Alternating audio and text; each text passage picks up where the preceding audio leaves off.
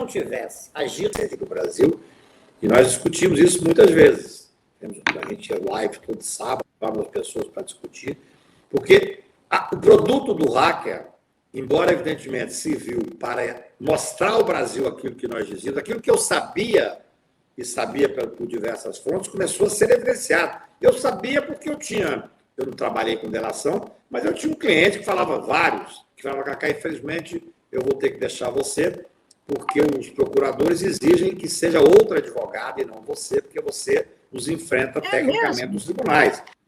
E, claro, eu sabia nitidamente que tudo isso que o hacker, esse santo hacker, conseguiu desvendar, só que tem uma discussão sobre como usar essa. O ministro, se você for ver esse filme Amigo Secreto, tem uma discussão entre o ministro Lewandowski e o ministro Barroso. Lewandowski, por sinal, eu devo sempre homenageá-lo pelo que ele representou durante a pandemia. Ele foi o ministro da Justiça, o ministro da Saúde de fato no Brasil.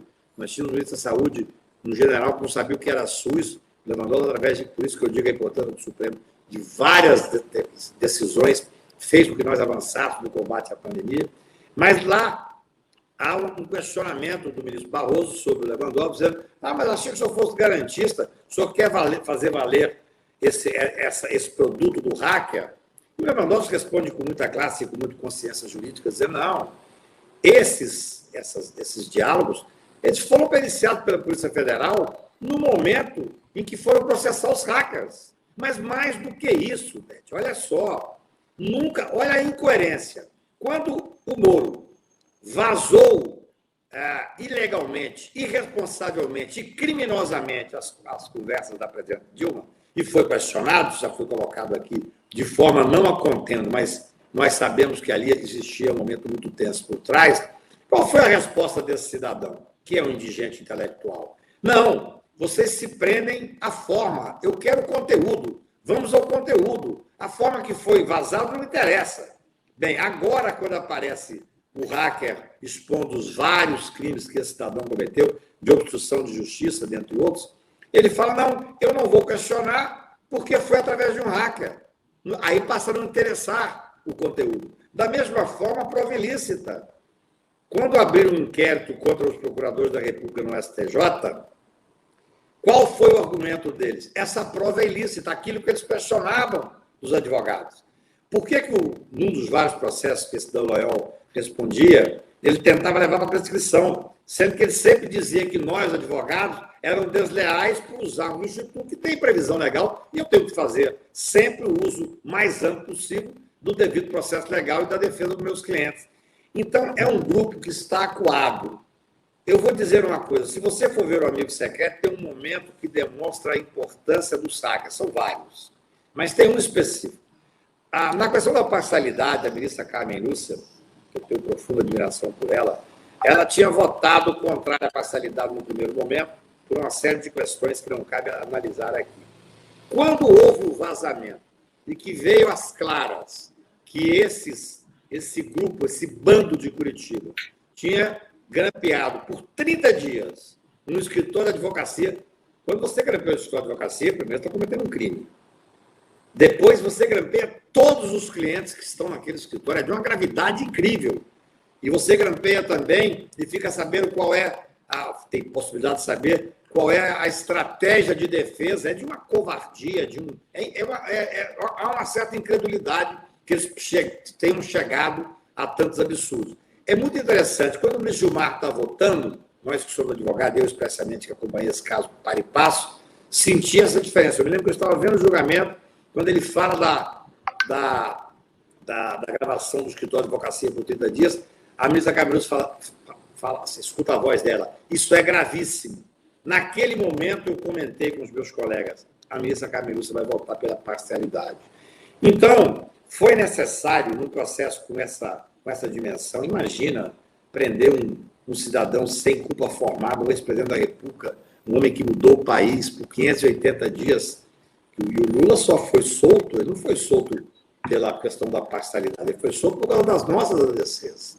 A ADC que eu entrei lá, a 43, e depois que o PCdoB entrou e a OAB entrou, foi que deu condições de afastar esse absurdo que estava acontecendo no Brasil, que é a prisão contra uma determinação constitucional, e ele foi solto por causa disso. Ele e tantos outros, José Dirceu e tantos outros.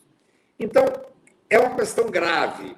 Eu penso que está se criando condições para levar adiante uma investigação muito séria, várias investigações. Você lembrou uma, o TCU já condenou o Deltan e vários outros responsáveis pela corrupção da Lava Jato por apropriação indevida do dinheiro público. Isso é uma das questões que está sendo levada agora. Tem várias outras, investigações as mais diversas. O que é necessário é que a gente tenha o cuidado, e eu escrevi sobre isso desde o primeiro momento, que a gente tenha o cuidado de garantir a eles todo o devido processo legal que eles não garantiram aos nossos clientes e à população brasileira e aos cidadãos que foram investigados e julgados por ele. Para que nós não cometamos o mesmo erro. Quando nós derrotamos fragorosamente o projeto anticrime do Moro, que era uma falácia, nós conseguimos colocar, mas que eu digo é a sociedade brasileira. Eu tenho um grupo, com muito orgulho, e gosto muito desse grupo, de uns 15 deputados federais e uns 10 criminalistas, que durante todo esse período se reuniu na minha casa 1 ou 2 vezes por mês para discutir, esmiuçar e enfrentar esse pacote punitivista que o Moro apresentou, que nós derrotamos completamente. E uma das questões era exatamente essa, a questão da contemporaneidade. Quer dizer, não tem por que prender o procurador da República por erros, falhas, crimes cometidos no início da operação, há 3, 4 anos atrás. Tem que investigar. Tem que dar a eles, inclusive, aquele que foi a maior derrota deles que nós impingimos, quando eu fiz essa ação ADC 43, que é a presunção de inocência, e o trânsito tem julgado. O trânsito tem julgado, as pessoas muitas vezes não entendem, é uma presunção constitucional com outra pétrea. Às vezes eu estava debatendo isso fora do Brasil, e um professor disse, mas isso não tem no país tal. Eu falei, eu sou obrigado a cumprir a Constituição do país tal. Eu cumpro a Constituição do meu país. Então, nós temos que ter coerência constitucional. Penso que está lento. Acho que nós tínhamos que ter aprofundado. Porque o Brasil é tão complexo. No momento em que nós conseguimos vencer a Lava Jato, que desnudou a quantidade de crimes que Moro fez coordenando aqueles procuradores, nós julgávamos que imediatamente teríamos que sair Brasil afora fazendo debates para poder levá-los a serem responsabilizados. Só que hoje, infelizmente, é muito mais urgente e mais grave enfrentar as consequências do fascismo do presidente Bolsonaro. Quer dizer, nós não temos tempo fácil, entendeu? Quer dizer, é claro que é importante que a gente aprofunde e leve essas pessoas a pagarem pelo que fizeram, não só pelo que fizeram a nível individual com cada cidadão, cada família que eles destruíram, mas o que fizeram com o sistema de justiça brasileiro, fizeram com as empresas brasileiras, a quantidade de desemprego que esse grupo fez, tudo por um projeto de poder. Isso eu digo isso desde 2015. Mas só que nesse momento, pelo menos a minha força, eu escrevo 2, 3 artigos por semana, eu participo de debates, a minha força está toda centrada em derrubar o fascismo, em derrotar no primeiro turno esse presidente Bolsonaro. Então, nós não temos tido muito tempo de nos dedicar a uma causa tão importante como aprofundar a responsabilização desses responsáveis pela quebra da confiança no sistema de justiça brasileiro. Cacai, antes de passar para o Folena, tem uma pergunta aqui da nossa equipe, que é o seguinte: o que quer dizer uma ADC, que você dá a sigla para as pessoas entenderem o que é uma ADC? É uma ação direta de constitucionalidade. É uma ação que é apresentada junto ao Supremo Tribunal Federal. Até tem uma coisa interessante, que quando eu pensei nessa ADC, junto comigo, com a Demarco, com o Cláudio, nós precisávamos de ter um partido que tivesse legitimidade para entrar. E eu não queria pegar um partido grande para não parecer que aquilo era para beneficiar algum político. Então, nós conversamos com um partido que tinha só 3 deputados e que não tinha nenhum processado. Um partido pequeno, PEN. E entramos com ele. Passou o tempo e o Bolsonaro resolve candidatar a presidente da República e resolve para o PEN. Quando ele falou que ia para o PEN, ele já não gostava de mim, porque ele me procurou para advogar para ele, eu disse que não advogaria para ele, disse sentado pessoalmente com ele, respeitosamente, mas disse que não advogaria para ele. Ele exige que eu fosse destituído da ação que eu entrei. E o presidente do PREM me ligou muito constrangido e falou, vou ter que desistir da ação. Eu falei, vocês realmente não entendem nada. Me destituir vocês podem. Desistir da ação não, porque é uma ação disponível. Então eu entrei como amicus curiae numa ação onde eu era o autor. Amicus curiae é o amigo da corte. Eu peguei o Instituto de Garantias Penais, tanto é que eu falei isso da Tribuna do Supremo. Falei, eu fui destituído pela primeira vez em 40 anos de advocacia pelo Bolsonaro. Isso, penso, demonstra que eu estou do lado certo, né? Mas é uma ação direta de constitucionalidade. Tá bem.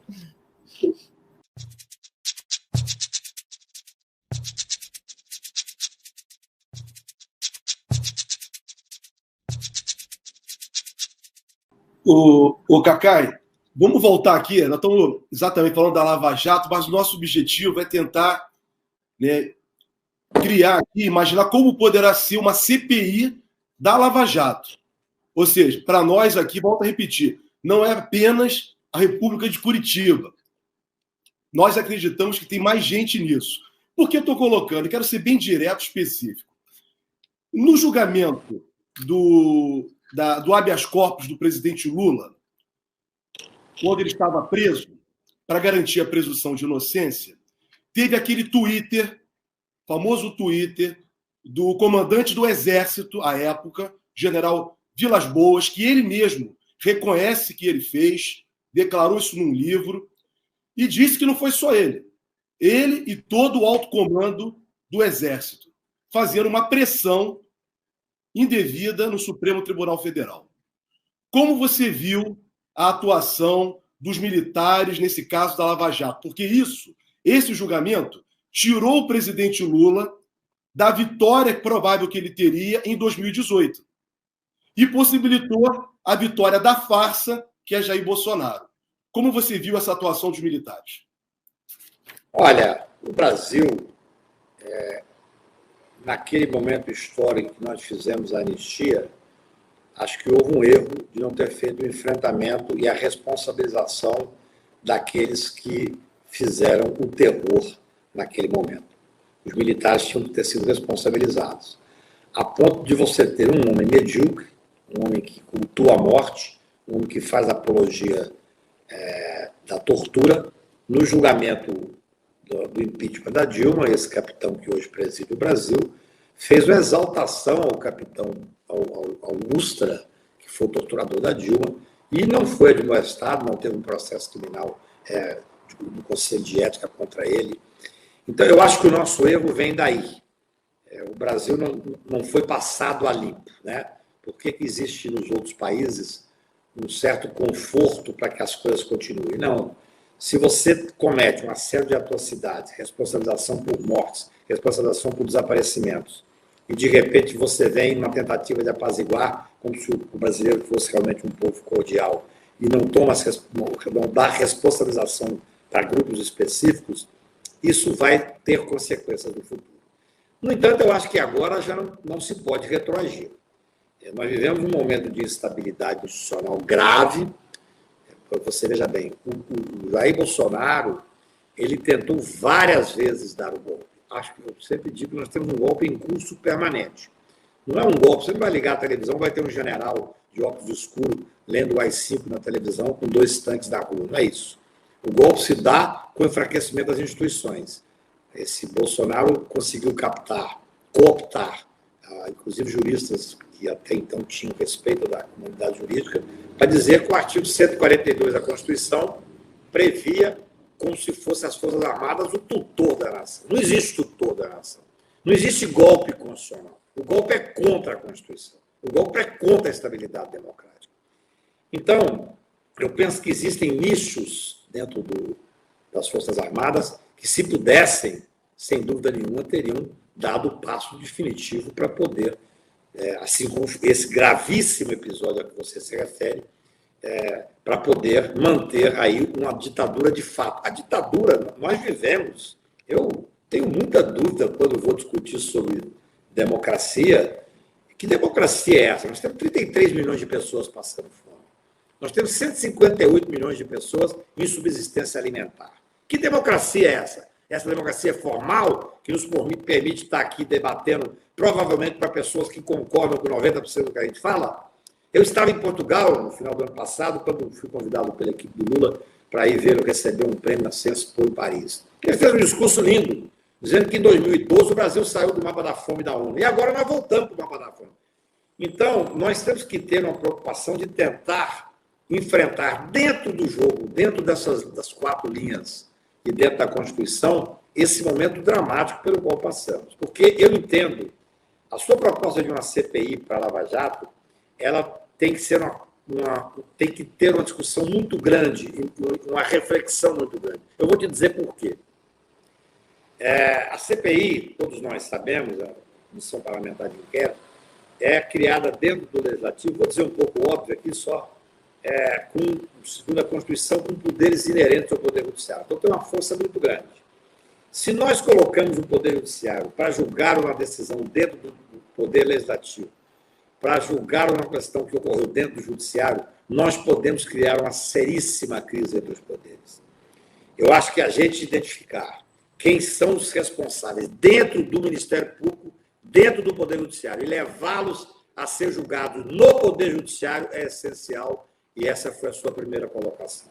Se nós levamos isso para o âmbito de uma CPI, nós corremos o risco de começar a ter, e é quase inevitável que a CPI, eu já advoguei em várias, não há muito como controlar, você tem, quando é televisionado durante o tempo inteiro, e com muito prestígio para aqueles que estão coordenando, há uma politização enorme, necessária da CPI.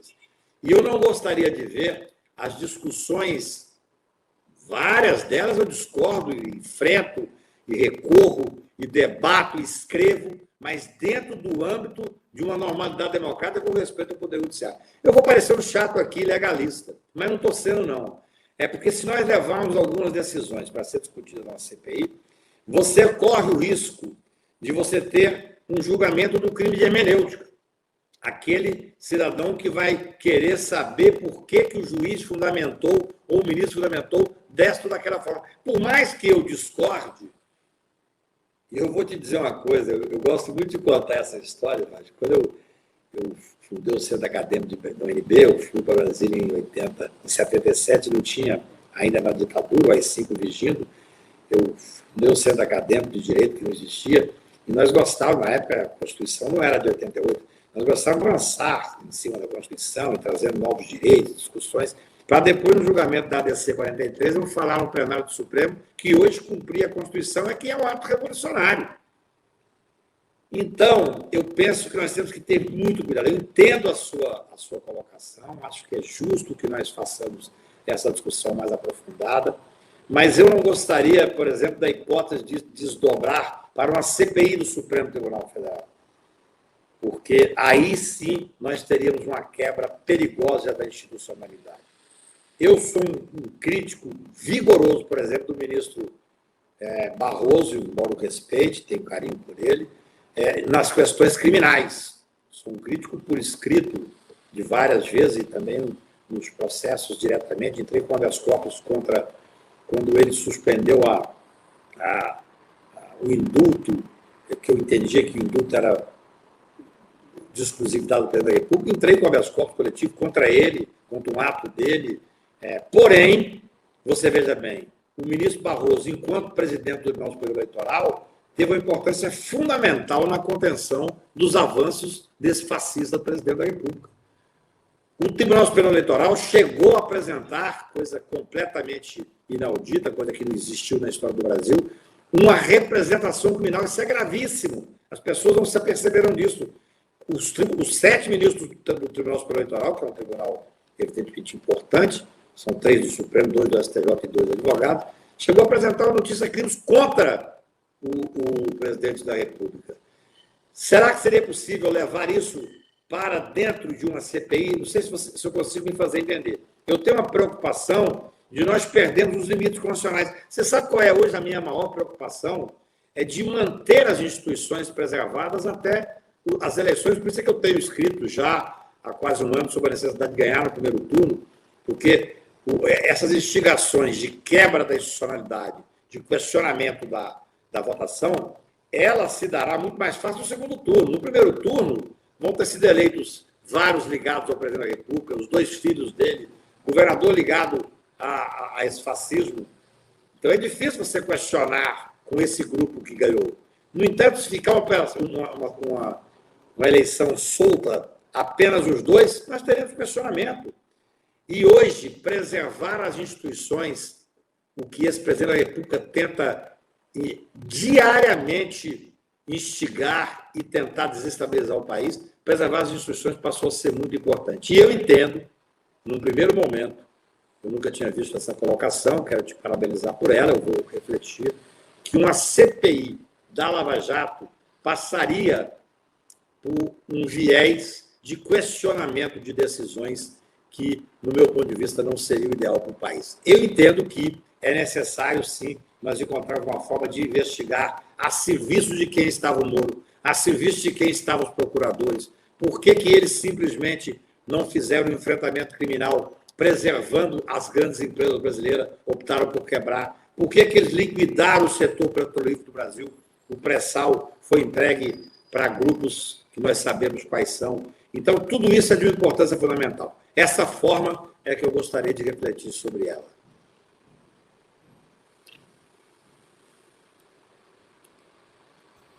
Eu quero fazer só, então, baseado nessa sua fala, uma última pergunta, porque nós estamos aqui aproximando para o nosso final. Assim, você colocou o seu pensamento em relação à CPI, e a pergunta é a seguinte: dentro desses limites legais constitucionais, é possível se levantar ou se acusar isso, incriminar, quer dizer, a gente tornar possível a responsabilização desses indivíduos que causaram esse estrago do país por fora de uma CPI, sem que devesse necessariamente ser instituída uma CPI para esse fim? 100% possível. 100% possível. Uma investigação independente sobre o porquê dessa estrutura de poder que eles montaram, isso está sendo feito, de certa forma.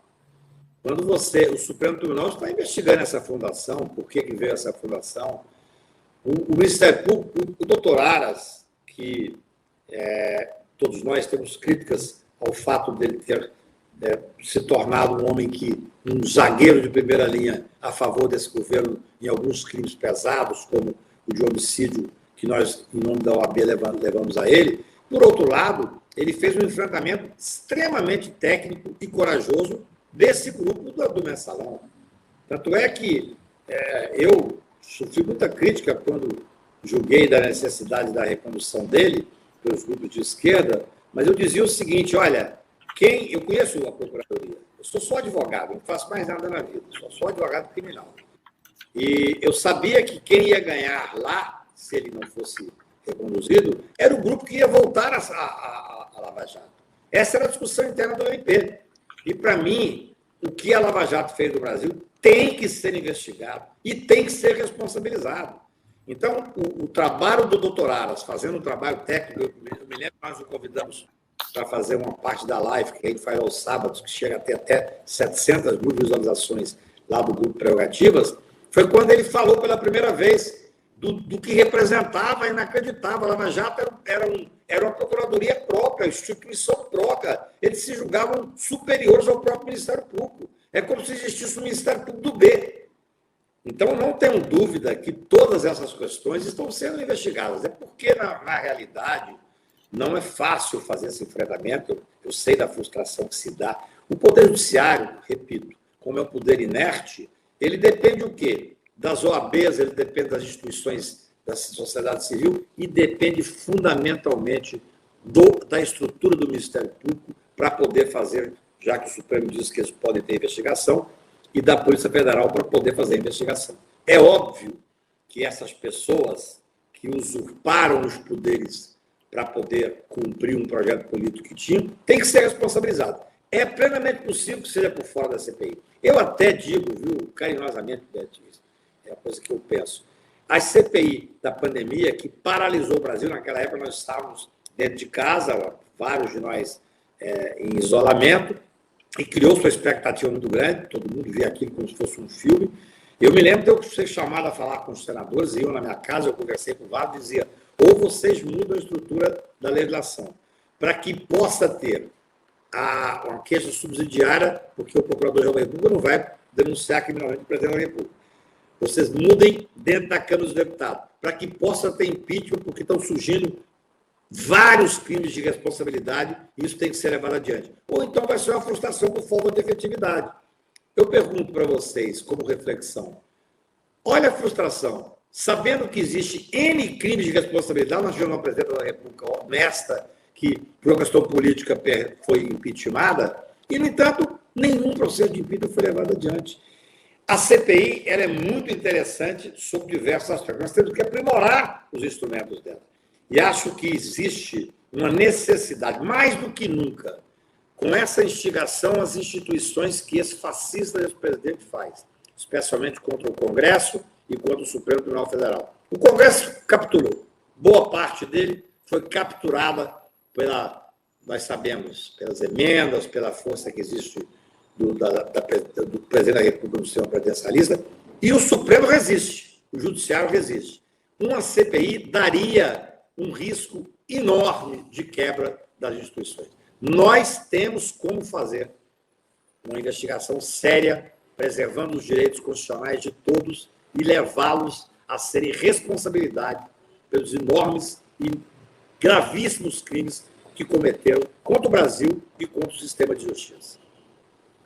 Cacai, muito obrigado. O programa foi muito legal. Você nos deu grandes explicações sobre o tema da Lava Jato. Debatemos coisas que até então não têm sido debatidas sobre esse tema.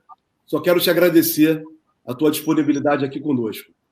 Gente, isso aqui é o Soberania em Debate, um programa do movimento SOS Brasil Soberano, dos sindicatos e engenheiros do Estado do Rio de Janeiro. Cacai, suas considerações finais aí para a gente. Eu quero primeiro agradecer a você, Jorge, a você, Beth, a hipótese de poder estar discutindo aqui num público muito diferenciado e dizer que eu penso que o momento agora é de nós unirmos forças para vencer o fascismo.